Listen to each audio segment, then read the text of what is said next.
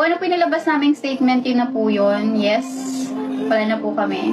And we are still on the process, guys. So, please bear with us. Elma Asagra, sinagot ang paulit-ulit na tanong ng netizens tungkol sa kanilang hiwalayan ni Sir Gavin. Muling nagsalita si Elma Asagra upang linawin ang mga kumakalat na tanong tungkol sa tunay na estado ng relasyon nila ni Sir Gavin. Sa kanyang TikTok live, sinabi niyang totoo ang kanilang paghihiwalay at wala nang nagbago sa opisyal na pahayag na una na nilang inilabas. Ipinaliwanag ni Elma na iyon pa rin ang kanilang paninindigan at kasalukuyan pa rin silang dumaraan sa proseso ng pagharap sa kanilang sitwasyon. Dahil sa sunod-sunod na tanong ng mga netizen kung may posibilidad pa bang magkabalikan o kung isa lamang itong prank, nakiusap si Elma sa publiko na bigyan sila ng sapat na panahon at espasyo.